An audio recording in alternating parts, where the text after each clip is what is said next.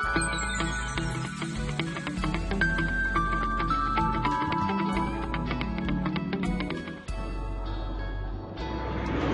everyone, this is Kruti Jaivancholi, Assistant Professor in LG Institute of Engineering and Technology in Department of Electronics and Communication. This video is about subject Analog and Digital Communication System.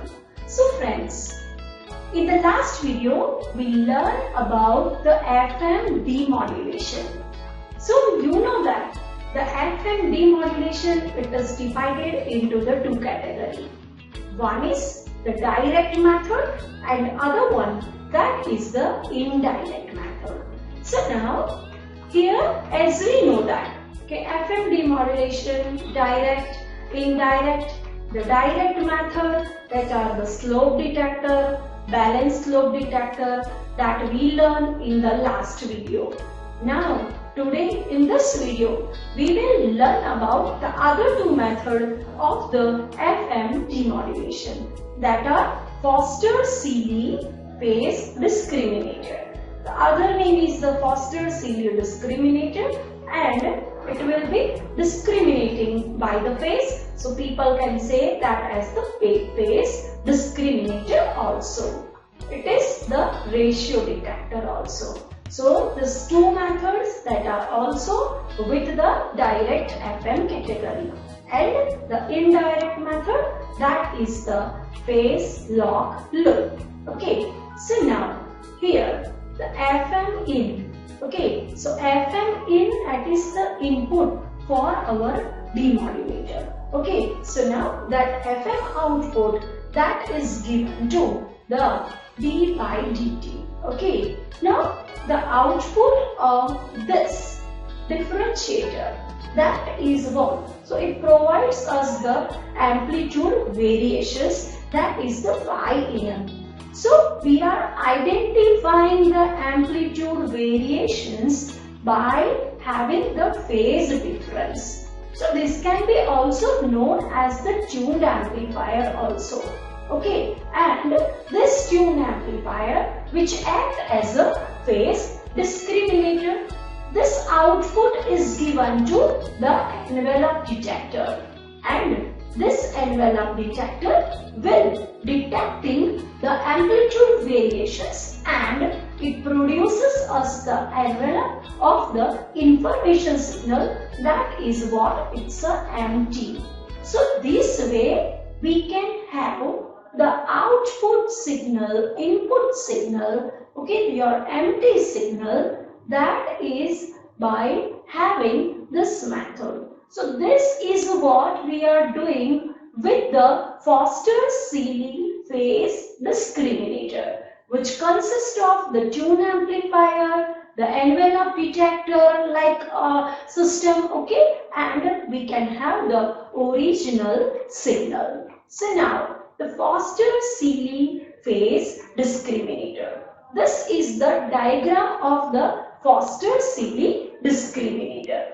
There is a Foster-Seeley discriminator which consists of the two parts in the circuit diagram. The first part that you can see, okay, that's what? So it's the phase discriminator. Okay, so the first portion, that is what? So up to this the C2, okay, it is what? It's a phase discriminator. And over here, this circuit having the two half. So upper half, that is the balanced slope detector which we studied earlier, and it is what? It is again the balanced slope detector. Now here both transformer that is connected, okay, the primary winding, the secondary winding, the L1 and the L2 you can see. So both are tuned at the center frequency FC. Okay, so both tuned at the FC. And now whatever the secondary, it is connected with the center tap, and it is divided into the two parts. So the A and B portion that you can see in the diagram. Okay, so now both the primary and the secondary are tuned at the same center frequency, and the voltage applied to the two diodes D1 and D2 are not constant. As you have seen, the balanced slope detector circuit with some changes that we have used over here, and it will be better linearity compared to the slope detector. The Cp is the coupling capacitor and the C4, that is the bypass capacitor. Okay, so now it will bypasses the resistance R4, and the R4 that is much more greater than the Xc4, and therefore the voltage across that the RFC will be equal to the input voltage D1. So we can say that the VRFC is equal to V1. Now, it can be also proven that the secondary voltage which appeared at the secondary terminal. Okay, now as I said, it is divided equally into the upper half and the lower half, as we have seen in the diagram.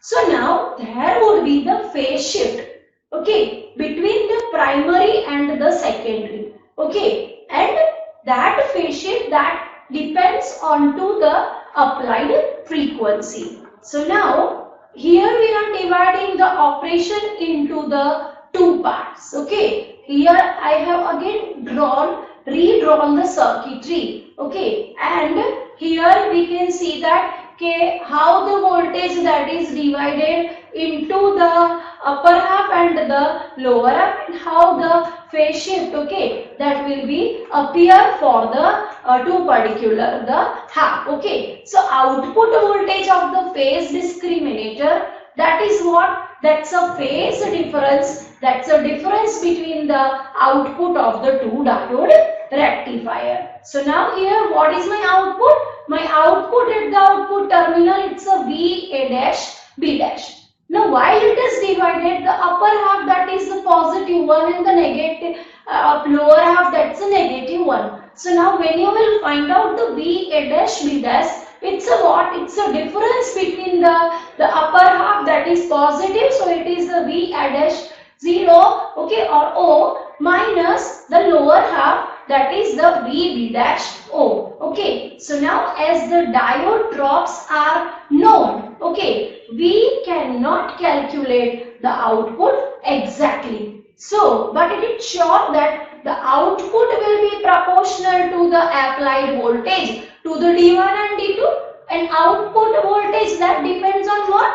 So that is the frequency. Okay, so you can say that the output voltage VA dash B dash, that is proportional, okay, so that to that V0. Okay, but what is that VA dash B dash? It's a VA0 minus VB0. Okay, so this way we have the output voltage, that is at the F in is equal to FC, while U2 tuned exactly at the center frequency. So at that time, as I said that it is divided, okay, that is a 90-degree phase shift between the two voltage, upper half and the lower half. So you can see that the blue line that shows the primary voltage, this is what? It is the input voltage to the D1. This is the input voltage to the D2. The voltage is equally halved between the two. So VAB by 2, VAB by 2. Okay, so this way the VAB, VAO and VBO, okay, that we have, while the output voltage is the Fin is equal to FC. Now when the Fin is greater than FC, okay, that is output voltage when it is Fin greater than FC, then what? Then we can say that the input voltage to the D1, that is higher compared to the input voltage to the D2, and we get the more phase shift for that. So as you can see that the VAO, VBO, okay, and again here we are getting the voltage value, that is VAB by 2, and other is the VBO divided by 2. Now the next, Fin less than FC. When Fin less than FC, the input to the diode D1, that is less compared to the diode D2.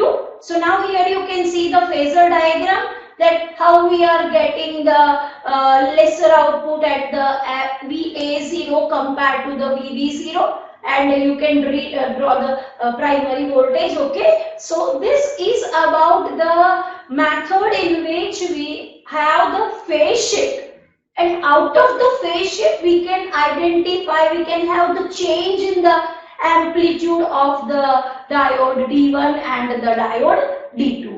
Okay, so it is much easier to design as there are now tuned circuit, okay, and are tuned to the same frequency. Okay, linearity, that is quite better. Okay, and it relies on what? Onto the frequency. Okay, on the primary secondary phase relationship, that is again the quite linear. Only the problem is what? That is the provision of the amplitude limiting. Okay, so now this is the transfer curve for the Foster Seeley discriminator. Okay, so now you can see that in the first case, while the Fin is equal to Fc, beyond which the output falls due to the frequency response, okay, of the transformer. Okay, and here you can see that the useful range, okay, extends up to the half power point or the tuned transformer. So here in the diagram you can see that, okay, that the useful range, okay, that's very limited. Okay, so that is only the problem of the Foster Seeley phase discriminator. Okay, and by discriminating the phase, even we can tell about the change in the phase, and we can have the original signal. So this is about the Foster Seeley phase discriminator. The other method. This method is almost similar to the Foster Seeley discriminator. There is no more change. Only slight the change is provided in the Foster Seeley discriminator, and in the output side there is a capacitor that is connected for just improving the amplitude limiting problem. Okay, so this is the thing with the ratio detector, or else it is simply same as the ratio detector. So ratio detector demodulator is modified version of the Foster Seeley circuit in order to incorporate the amplitude limiting. So this is the thing that you need to remember. So in the Foster Seeley discriminator, the sum of the voltage is what? The upper half voltage VA0, the lower half voltage, that is a VB0. So that should be remain constant, and their difference should vary due to the variation in the input frequency. Okay, so input frequency change, the phase change, due to that we found the change in the amplitude variations, and out of that we are having the slope, and that's nothing but my input signal. So here you can see this diagram. This diagram that is exactly similar to the diagram which we studied about the Foster Seeley discriminator, and you can see that this is what it is, the capacitance connected over here. This capacitance C9 that is used to improve the response, okay, of the ratio detector. So amplitude limiting response that can be increased by using this capacitance, that is the C1, or else this diagram that is again equally is earlier. So the major changes that we provided in case of the ratio detector, that is the diode 2 is reverse bias. The second is the large value of the capacitor C3 that is included, and the output is taken somewhere else. Okay, so the ratio detector output is equal to the half the difference between the output voltages from the individual diodes. Okay, again you know that the secondary is there which is dividing the voltage equally between the upper half and the lower half. Okay, so now in the Foster Seeley discriminator, the amplitude of the output that is varying according to the change in the input signal, and the discriminator circuit that is modified to provide the amplitude limiting or the incoming signal, okay, which will be termed as the ratio detector. Okay, the ratio detector is almost same as the Foster-Seeley. Okay, and as I said that these are the large capacitor C9 that is connected across the output voltage of the two diode, and the output voltage, okay, of the detector that is taken between the point P and Q. Okay, so the primary and the secondary circuits are tuned to carrier frequency, and C3 is the coupling capacitor, and L3 that's the RFC element. So the generated frequency output voltages, okay, are the applied to the diode D1 and D2, and the capacitor C9 that is having the higher value, that is around the 10 microfarad. Okay, so it will be charged up to the highest value, that's a 10 microfarad. Okay, and voltage across the secondary, that is the L2. Okay, and due to this larger time constant, what it will do, it will store the value, it will hold the value for the highest particular time. So this effect of any amplitude variations due to the noise and the other interference is minimal on the charge of the capacitors C9, and voltage that remain constant. So additional limiter circuit is not required as we have put the capacitors of the large value. Okay, and since the output voltage is not affected by the amplitude variations in the incoming signal. Okay, so when the diode D1 that conducts more than the T2, the V01 that will be exit. So we have seen the Foster-Seeley phasor diagram. When the V01 exit, what happened? That phase shift that is increases. Okay, similarly the other input to the diode, okay, that increases, that find the some phase differences. So V01 exits to the V02, and resulting the sum of this voltage as constant, thus the output voltage is negative, and therefore in this circuit the sum of the voltages V01 and V02.